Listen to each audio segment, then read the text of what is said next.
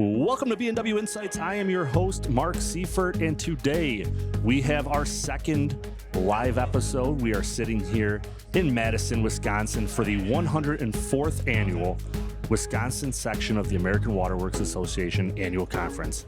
I'm excited. The exhibit hall is just starting to open up. We have people walking around, and it's going to be an action-packed episode.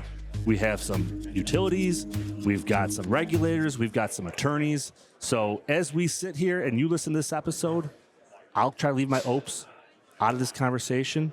But our first guest today is Rob Michelson from Manitowoc Public Utilities. Rob has been with Manitowoc for 25 years, right, Rob? That's right. Thank you for joining us this morning. My pleasure. Thank you. So not only are you in Manitowoc, you're the director for the Wisconsin section for AWWA. That's right. Talk a little bit about your role in Manitowoc and how did you get started in public utilities? Sure. Great question. So thank you for having me. So I'm a UPer. So maybe some of your listeners will recognize the UP of Michigan. Us UPers went to Michigan Tech in the UP, ended up in downstate Michigan as a civil engineer, and then ultimately made my way to Wisconsin. But yeah, my third job was working for a public utility, a water utility here in Manitowoc. All my training, all my college degrees had prepared me for the water industry, but I didn't have an idea of what I was getting into. So it was really neat to learn all the intricacies of the operations end of things and the engineering and all the regulations that come with the water utilities. So, yeah, so I've been at Manitowoc Public Utilities. We're a power and water utility right on Lake Michigan, on the shoreline of Lake Michigan. So we're a surface water plant. We also have the largest coal-fired plant that's owned by a municipality in the state. Oh, wow. That's actually, to be a water utility and a power and then have to do coal as well. That's right. That's pretty impressive. That's right. So we've got a big team at MPU supporting our power and water and then electric distribution. But yeah, it's been a really great opportunity. We have membrane filtration in Manitowoc, so we're filtering Lake Michigan directly through membranes. So it's an easier process than some of the conventional sand filtration plants in the nation. But yeah, it's been really good. So your other role that you're here this week with is the director for the Wisconsin section. How did you get involved in AWWA in the Wisconsin section, and what is that growth looking like for you? Yeah, so just being a part of the association, our Wisconsin section has been a strong section. So early on when I joined Manitowoc Public Utilities, my mentor encouraged me to start attending sessions, getting involved with committees. So I've been attending Wisconsin section meetings since the year 2000. And joined the distribution committee, started networking with some folks that had the same challenges that we had in Manitowoc, whether it was water main breaks or just the staffing challenges, funding challenges. And then ultimately started participating with other treatment operations committees, IT committees, security. So just really participating and seeing where there's a need and just reaching out to folks that had a lot of same interests as me. So how long have you been the director for? So the director I've been in since the year 2022. Okay, so it's typically a 3-year term. I was asked to fulfill a vacancy in director back in 2022. So I was fulfilled 2 years of his 3-year term, and then that gave me the opportunity to run as director myself. So now I'm in the first of my next 3-year term. Yeah, well, that's awesome. It's really cool as 25 years in the industry, and now you're kind of seeing that work you put in at the beginning and now sitting in the director chair and then seeing this conference grow, and this is the 104th year. It has to be one of the oldest AWWA conferences in the nation. Yeah, it is. It's interesting to see just what's happened in the industry, but looking at the history of how many sections have been involved since then. The sharing of information. If you think about the American Water Works Association, it's the networking, sharing of information. It's leveraging all of our ideas off each other. Mm-hmm. It's really a powerful organization. The organization has 55,000 members. I believe we're one of the largest. We are the largest water profession in the nation. Yeah, absolutely we are. So it's really neat to see as director now, after participating at the state level, operating at the national level with the association is really neat to see all the different challenges that we face as a nation versus what we're doing as a section. Absolutely. So, as you talk about nationwide, communities are facing aging infrastructure across and also the growth of water systems. As you talk about Wisconsin, there's a lot of growth for, we hear data centers in Wisconsin. We see new challenges for water. What does that challenge look like here in Wisconsin, and how are you and your team in Manitowoc really facing that challenge? Yeah, it's rehabilitating water mains and our infrastructure is the biggest challenge is the funding. when you think about a water main that might have a lifespan of 80 to 100 years, we're looking at mains that are, well, probably our strongest mains are over 100 years old in Manitowoc because they were built so strong. Our biggest challenges are mains that were built in the 1950s during the World War II effort, late 40s, early 50s, where the iron just wasn't being used for water mains. It was being used for the war effort. Right. So it's looking at trying to replace those mains, building that into your capital budget plan requires funding. And a lot of people, a lot of councils and commissions are reluctant to look at a 3-4, 25% rate increase for water main replacement. So it's a challenge. We end up prioritizing different areas of the city, but we're very reactive. I think a lot of utilities are reactive when it comes to water main breaks, and hopefully you can start getting the funding to start replacing them. And you talk about funding, and that's really the center of all infrastructure questions. And how are we going to pay for this? How do you in Wisconsin, where do you see that funding challenge being fixed? Is it coming from SRF? Is it coming from state loans? Is it coming from federal? Where do you see some of those that help coming from? Yeah, what I learned early on in the industry is you don't get a lot of. You can get loans. You can get SRF and safe drinking water loans, but they primarily reward systems that are failing. Yeah. If you have a strong system and you're doing well and you don't have a lot of non-compliance issues, you may not score very high on the loan funding. So you might get loans, but there's no principal forgiveness. So typically we fund our programs ourselves. But that's the challenge, is making sure that the customers recognize the value of water and what are they willing to pay. And you mentioned the value of water. And as we look at, the price of everything in our country going up, water is one of those things that as it goes up, people kind of freak out because they may pay more for their cable, their internet, their TV, but once water goes up, that's the end game, right? You're spot on. I mean, what they see is a 28% rate increase. Well, they don't realize that rate increase is the equivalent of $4 a month. Okay. It's they're spending more on a cup of coffee, but yeah, when you start comparing their monthly utility bills to these other things like internet or cable or telephone, cell phone, it's fascinating how cheap water is. Yeah. So you've been coming to this conference, you said 25 years? That's right.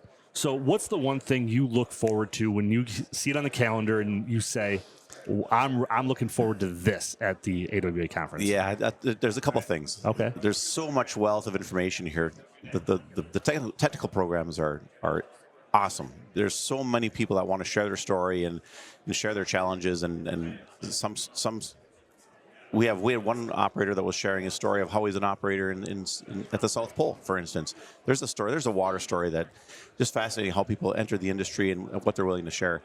And then that turns right into the networking. Yeah. We are a water family.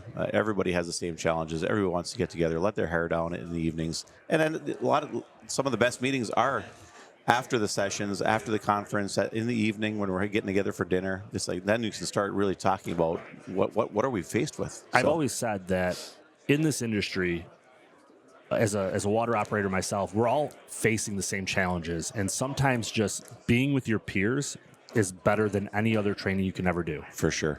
So as you're starting a long day here, a packed day. What's something you want to get out of this day? And when you go, I know the Packers are on tonight, so when you turn the game on tonight, what's the one thing you wanted to get out of this conference minus a W for your Packers? Well, yeah, there's so many new challenges right now. I want to learn more about what people are doing for PFAS. What are people doing for lead and copper? There's a lot of nuggets of information of how people are doing things. So I'm going to attend as many technical sessions as I can. It's challenging because sometimes at the same time I've got two sessions at the same time. So I'm trying to balance that. And then just catch up with friends and neighbors, people I've seen for 25 years and all the new operators coming into the industry, introduce myself to them and making sure they feel welcome. Nice. Well, thank you so much for taking your time this morning, and I hope you have a great conference. Thank you. Yeah. Well, I'm excited to get to our next guest, Sean Smith from McWane Ductile. Let's listen. Sean's been with McWane Ductile since 2020. He is our YP for this episode. Absolutely. So how did you get started in this industry and with McWane Ductile? Gotcha. So when I started on the plumbing and mechanical side originally coming out of school, and then was looking for a position where I'd work with engineers and contractors, etc., and found McWane Ductile 5 years ago, and it's been great. Similar to plumbing and heating, it's pipe valves and fittings, although similar, very different in the same vein. Absolutely. So a big learning curve, but no, we've loved every minute of it. Awesome. So, in Wisconsin and across the country, we're seeing a lot of challenges with aging infrastructure and, keeping up with that growth that's going on. What does that challenge look like here in Wisconsin? And how is you on the vendor side at McWane Ductile really helping with that challenge? Yeah, so as you mentioned, aging infrastructure is a big topic of conversation when we come to shows like the AWWA, and it's helping them work on kind of their replacement plans and their funding and finding ways to find products that are going to last for a long time. Because obviously, with the aging infrastructure part of it, the longer a product's going to last in your system, the less you have to replace it and cost all that money. So that's where we really work on helping the utilities and the engineers specify products that are going to last for the long haul and be in the system for decades. And we just had Rob Michelson from Manitowoc Public Utilities, and he was talking about, water mains that he's replacing are 100 years old. Mm-hmm. And, you hope that those new water mains you're putting in can last 100 years. Absolutely. And as we talk about aging infrastructure, it's, stuff that was put in the 40s and the 50s, you don't think that's 90 years old, but it is. Yes, absolutely. So what are some of the biggest challenges you see in the water industry in Wisconsin and around this area that, you're on the vendor side really looking out for? Yeah, well, we talk obviously about funding, right? That was one thing that we're always concerned with is how do we get the money for the projects that we need to do, replace that aging infrastructure. I think another thing when I talk to the utilities across the state and really across my territory in general is workforce. So we have a lot of aging infrastructure, but we also have an aging workforce that have been with the utility for 30 plus years. Those guys are now retiring, and how do we replace that knowledge loss within the industry itself? And that's where looking for young up-and-comers at the YP positions, et cetera, and trying to bring those people into the fold to fill that knowledge gap that we're losing with those that are retiring so that when they leave, we don't lose a lot of that information. Yeah, the transfer of knowledge and finding people who want to get into this industry is a challenge that, as a public utility or a public works department, you're sitting here saying, how am I going to pay for this stuff, but who's going to maintain it? Yeah. And that's awesome that you bring up the YP committee, because you as a YP and other YPs, young professionals around the state are trying to bring more people into this industry, and that's a challenge. Absolutely. Yeah, with this particular industry, it's a very large industry, as I tell people, but it's very small in the same aspect. So a lot of our membership comes from, hey, somebody was in the YP committee, and then they know somebody at their office that's a younger professional. Hey, why don't you come to a meeting? Why don't you come to a social event that we have?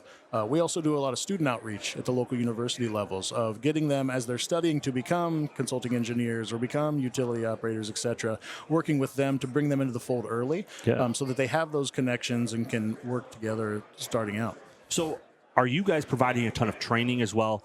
On the YP side, I know you are, but then I assume as a vendor, you're having to get out there, show people how you're working on things and how to maintain the infrastructure that you're providing. Absolutely, yeah.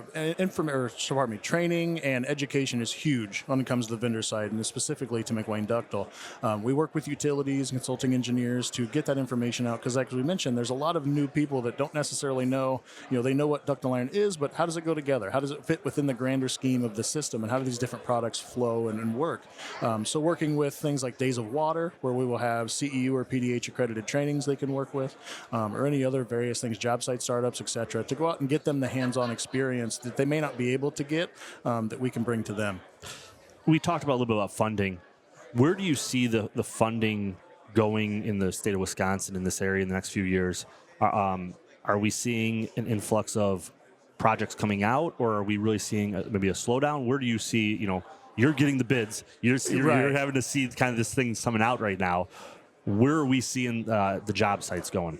It varies. We see a lot of lead service line replacements. That's obviously a big topic of conversation. Treatment plants, especially with PFAS, again, another big topic of conversation. A lot of the newer mains, you see the private developments, et cetera, where you'll see that. But the infrastructure stuff is kind of within that mix. So where does it go is kind of, there's a lot of questions with that, right? Like, what are current administrations? What are the funding opportunities like? And how hard is that going to be? And that's where we work with the utilities of, hey, you need money for this. This is how we can get this money and submit for that. So that's a big thing with a lot of utilities, is that future planning of knowing, hey, we have aging infrastructure, but there's some infrastructure that's not aging now, but will be in 10 to 20 years. How do we plan and have the foresight ahead of that to know what we're going to need in the future, not just look directly in front of our face, but have that long-term view? Absolutely. That's a great point. Now, how long have you been coming to this conference? I've been here for 5 years. So this is your 5th conference. Yep. When this calendar comes out, what's the thing that you're saying that you're looking forward to at this conference? I just love getting everyone together under one roof and just that camaraderie and the sharing of ideas and knowledge. I love it. Obviously, as I mentioned, large industry but very small, so you see kind of the same people at the different shows, and you become friends with those people, which is always nice. But then setting in some of the trainings and the different conference conversations of, hey, how do you do this? Or, hey, I have a problem here. How does this work? And that sharing of ideas really helps bring the water industry together as a whole. What's the one thing you want to take away from this year's event? The one thing from this year's event is, again, just growing the network, right? Especially from the vendor side, is being able to make contact with as many customers as possible and talk to them that way. But, just continuing to grow and develop those relationships. Awesome. Well, thank you for your time this morning. I know you got to get back to your booth, but I want to thank you for taking some time out this morning and talking to us and sharing your experience with the water industry. No, absolutely. Thank you guys for having me. Let's get ready for our next guest. Thanks. Thank you. We are back with Dave Botts from the city of Janesville. Long storied history with Beloit, Janesville on the private side. Thank you for joining us today. Thank you very much for having me. So tell me a little bit about yourself, how you got into this industry, your career path. With over 30 years in the public sector, that's quite a storied history. So give me a little bit about it. Well, graduated from Southern Illinois University, went to work for a consulting firm in the structural department, but I've always had kind of an interest in utilities, and so I finally figured, well, I'm going to go back to the public sector so I can do some utility work, but and see, how it responds to the decisions I make. So I want to see the end product. As a consultant, you come in, you hired gun, you do this, and you're out of town. Right. But you get to the people who work there get to live with it. So I found that very interesting. I did a lot of studies on different things, the stormwater flow, wastewater flow, and stuff like that. So, being in Beloit for 21 years and now in Janesville, you've had the opportunity to see projects that were a pipe dream when you got there, and now you've completed them. How does that feel on the public sector compared to the private sector? Well, I think it's pretty rewarding to be able to be involved in something. And Beloit, one of the big things we did was we purchased a water utility from Alliant. Alliant ran the water utility in Beloit for years, and they wanted to get out of the water business, and so we went through a process to buy the water utility. So I had the responsibility of actually setting up the operation of a water utility. That's something that many people have never even thought if they've had to do. You usually get to a municipality and it's already been there for 100 years, but to take over a water district and start it from the ground up that's a challenge in itself.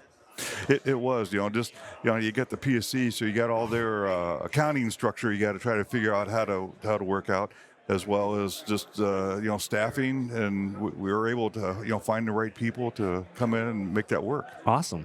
So one of the challenges we're talking about today is aging infrastructure across the country. Wisconsin's no different. And then growth is happening. How are you and your team in Janesville really managing the replacement of infrastructure with the need for new?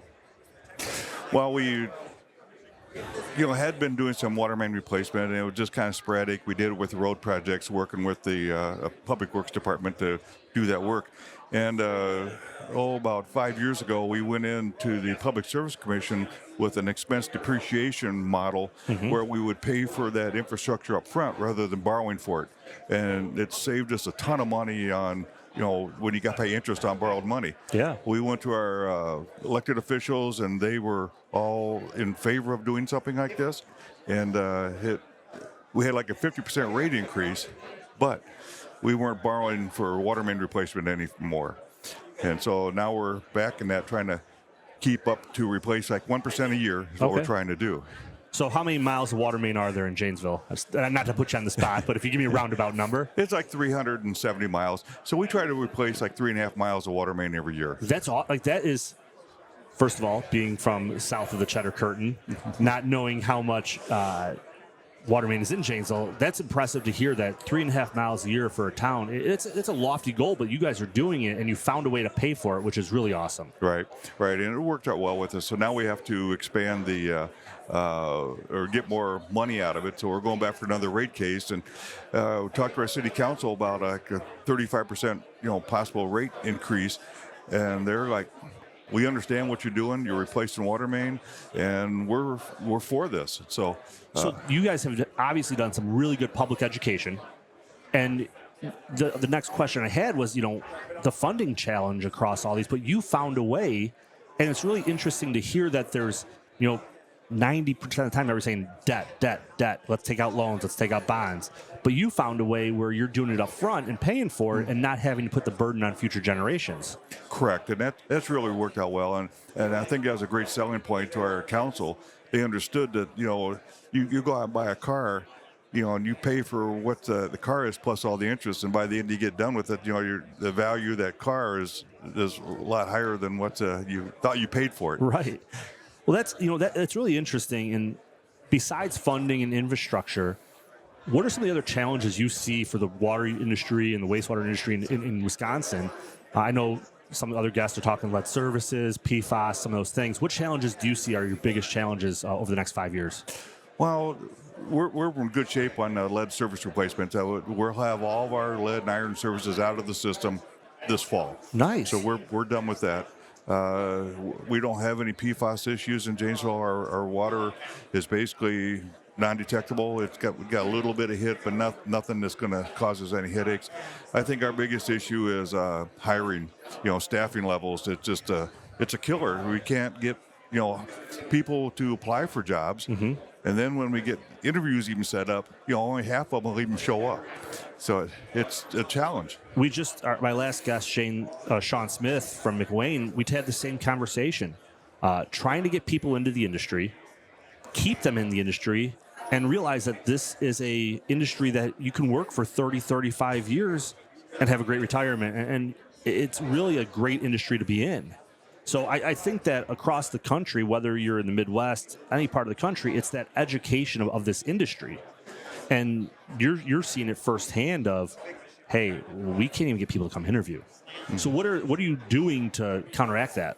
Well, I guess we just keep trying to advertise. Hopefully you can find someone out there that realizes this is a good opportunity. But the bad thing is in our local area, we're competing against the private contractors for people, and they can pay a lot more than what we're paying up front. And even though we've got good benefits, the private industry is now starting to step up and provide better benefits because they knew they had to do that in order to get people. And that's been our challenge, is just trying to get people to understand that this is a good field to work in. Absolutely. So how many years have you been coming to this conference? Oh boy! This is year 104. I know you haven't been to all of them. No. Well, I may look like I am, but I'm not. I would say probably in the last 10 years. All right. So what are those things that when this conference is put on the calendar that you're looking forward to every year? Well, a lot of it is just the meeting people here.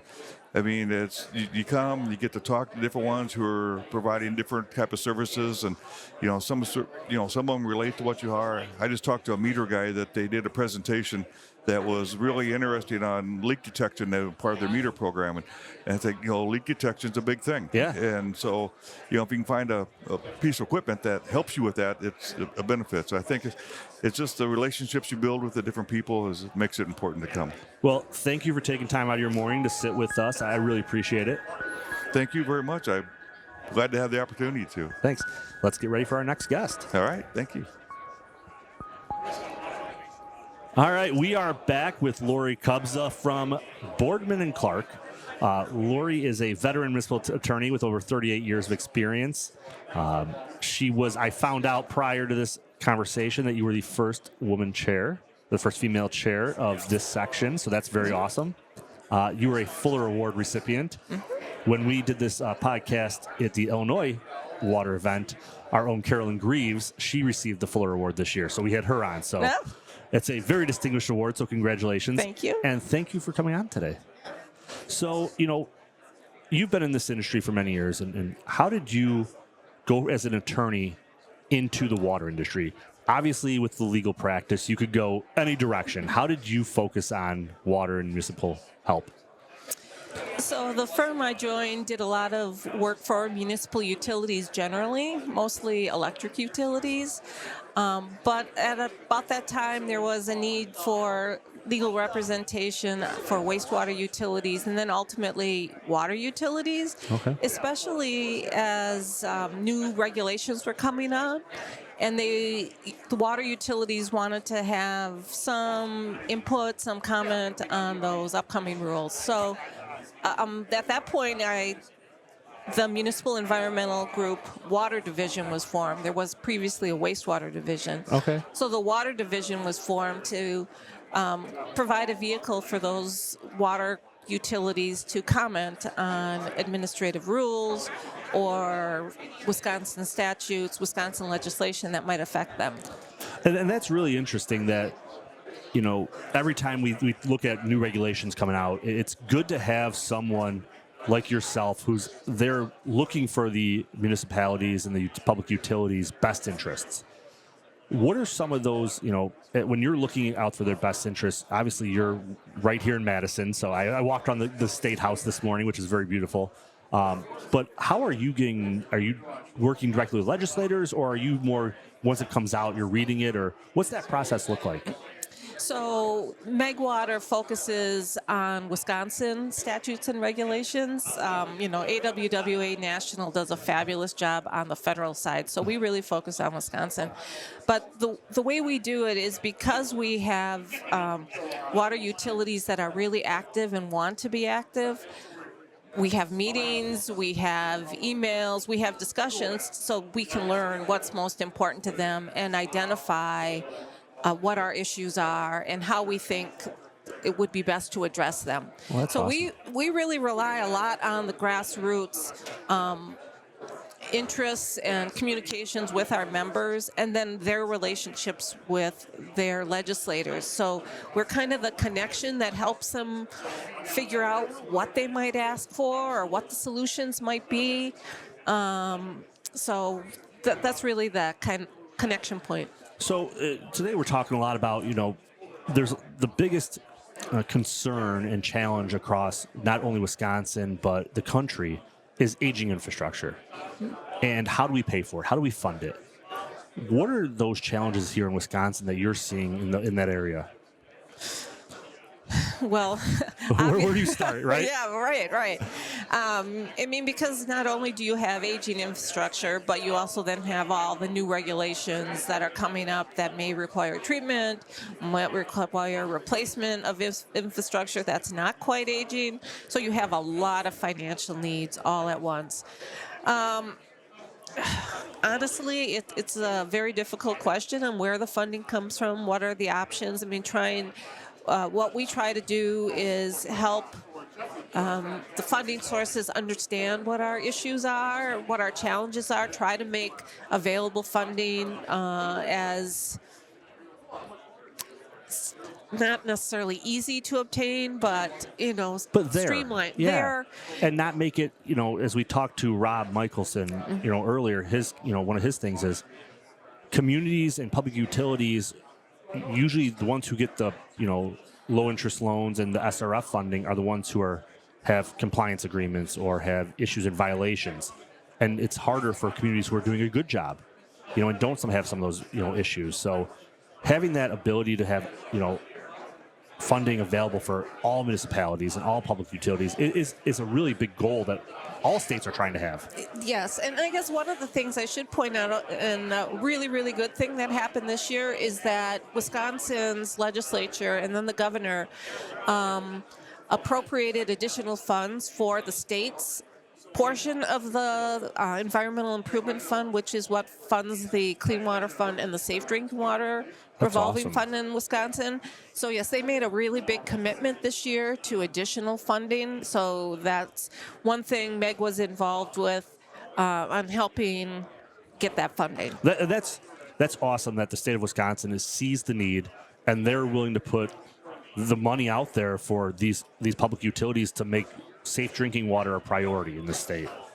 So, and just one thing to add on that is that really was, it passed the legislature unanimously. That's unheard of. That's unheard of in any state. Right. It was, well, I guess it passed the Joint Finance Committee unanimously, but it was a bipartisan interest. Everybody saw the need for that funding. That's really awesome to hear that, a bipartisan effort to get funding to make sure that these communities aren't having to do major rate increases, having to do, they may have to still do their own funding, but it's not putting all of the burden on the ratepayers. So I wanted to, you talking as an attorney, you had to kind of learn the water industry. You probably didn't learn the water industry in law school. What's one of the things that you've learned in the water industry that you just say, this is really cool? Something that you had no idea about, and you just say, man, I've learned something in the water. I never thought I'd learned this in the water industry. What is that? I don't know if I can pick one thing. One of the things I would say is what I've learned is that water utility managers are phenomenal people, phenomenal clients. You're doing something really important, and they really educate me along the way on all the different nuances that they have to deal with, whether it be, DNR regulations, construction issues, Public Service Commission financing issues. It's really those folks that are educating me along the way, and there's a lot of wild stuff I've learned. Well, they're the subject matter experts. Yes. They see it every day. So it has to be good for you to have such a good group of people that you can reach out to and say, hey, you got to help me figure this out. And right. you have hundreds of subject matter experts in the state. Yes, and I think though that then they can educate me on the subject matter, and then I can educate them or assist them on figuring out the best type of solutions to ask for in order to accomplish what they're looking to accomplish. So how long have you been coming to this conference? Probably 30 years.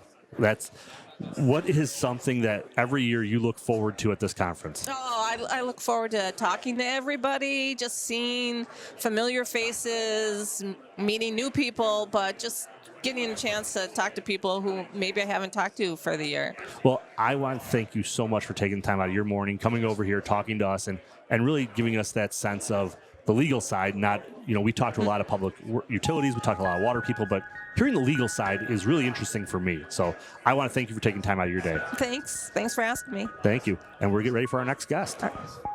All right, we are back with our last guest, Steve Elmore. He is the program director for Wisconsin DNR. Steve has been there for over 2 decades and currently leads all water-related programs as the program director. And this is really cool on my end, as we've done this podcast, to have someone from the regulatory side sit down. And in Illinois, we talked to Adam Nutt, who was the lead and copper director for Illinois, and to sit down and really hear from you. I know tomorrow you're going to be doing the Meet the DNR panel. So to hear from you about the challenges and what communities are working through is really awesome. So thank you for coming out today. Yeah, happy to be here, Mark. So at the DNR, tell me a little bit about your role and what you're actually overseeing. Yeah, so I'm the director of the Drinking Water and Groundwater Program for the state of Wisconsin. And that includes things like the Safe Drinking Water Act implementation. So have that. That's about 3/4 of what we do. Okay. But we also have programs that oversee well drillers and private well construction, as well as we have a groundwater quality management section, as well as a groundwater quantity management that's our water use section that oversees things like the Great Lakes Compact implementation. And very, very, I know a lot about the Great Lakes Compact being down from Illinois, as we are the only state that takes water away from the Great Lakes and doesn't put it back in. So it's nice to sit here and talk to someone who is putting the water back into the Great Lakes. Yeah. How did you get into the DNR, and what was that career path looking like when you were in college? Did you want to get in the DNR, or how did you start that? Yeah, I might not, back in the late 90s, I might not have been like every college student in my era, but I was interested in state government. I wasn't sure exactly what I wanted to do, but my education's in geological engineering. That's my degree, and I focus on hydrology, and so I was really focused and interested in groundwater and just moving water around. Then this opportunity came in when I graduated from college. I went to the Peace Corps, actually, in Eastern Europe. I was in Bulgaria for 2 years, and then after that, I was looking for jobs, and specifically was looking for jobs in Wisconsin. I was curious about maybe going back to grad school at UW-Madison, and then a job came up in the Bureau of Drinking Water and Groundwater, and I took it, and the rest is sort of history, because I've stuck with drinking water or water use throughout my whole career. Yeah. And I've been the director for 9 years now. That's impressive. A lot of people, once they get into the state government, they kind of find their niche, but you've really stuck with water use, and that's really interesting that, you started and now you've just continued all the way up to the director role, which you've seen it all now. Yeah, I've worked in several sections, and I think that's helped understand, all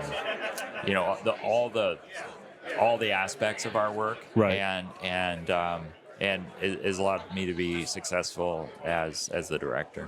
So today we're talking a lot about, communities in Wisconsin, across the country, are facing aging infrastructure, growth. At the DNR, how do you see these challenges, and what is your role in helping these municipalities, kind of face these challenges of the aging infrastructure and growth? Yeah. So a couple of things I'll point out. One is certainly they're going to need funding, right? And we have a great funding program at DNR. It's not under my direct program, but I work real closely with the community finance people, and we have a very good, supportive, safe drinking water loan program that revolves money so people can get loans. Sometimes they get some principal forgiveness. They can fund their projects. So that's one thing that we work real hard on is make sure that funding program is accessible and attractive to the communities. Because sometimes, for various reasons, they're not as attractive as just sort of like loans on the open market. So we want to make sure that's an attractive and useful program for them. The other thing I'd point out is just review of projects. So we have to review engineering projects for compliance with state standards, and we do that efficiently.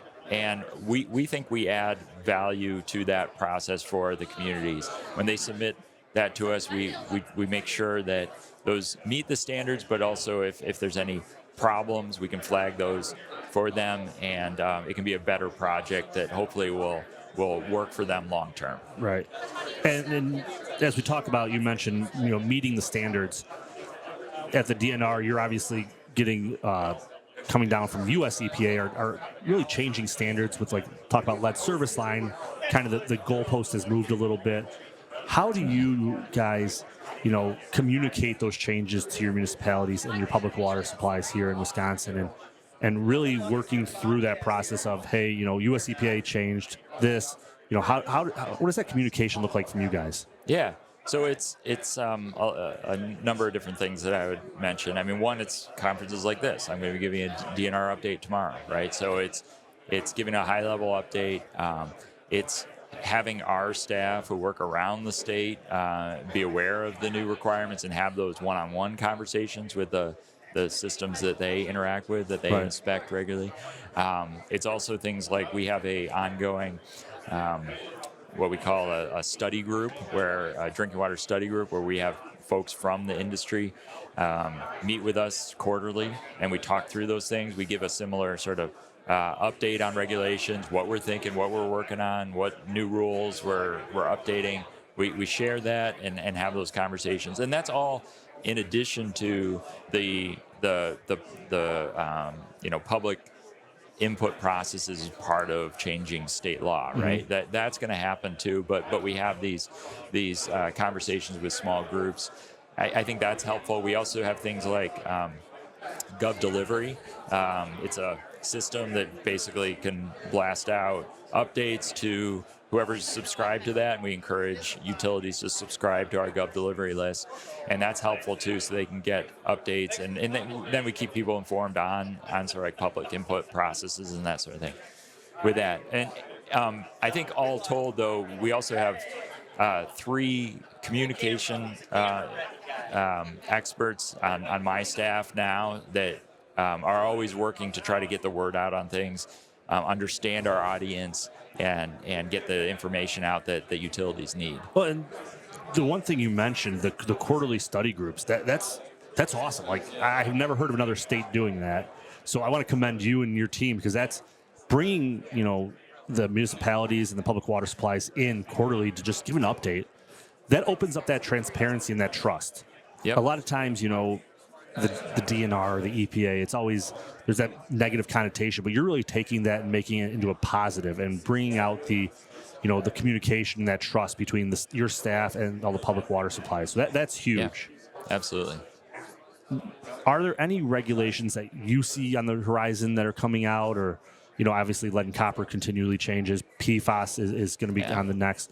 So just can you spend a couple minutes talking about some regulations that you see that are coming down in the next year and a half? Well, you nailed the 2 big ones, right? I mean, lead and copper and replacement of all lead service lines in the next 10 years. That's huge. And then PFAS, and we've got probably 90 to 100 systems in Wisconsin. And I'm not saying just municipal systems, but non-community water systems too, that will likely exceed the federal MCL. I mean, that's one thing that I think we're in a good position in Wisconsin for. We've been testing for PFAS since the requirement's been since 2022. So for 3 years, we have a good set of data. Everyone's going to have to sample again in 2026, and so we know who has challenges there, right? And so then we can start working with them before those federal laws even go into place. And so that's one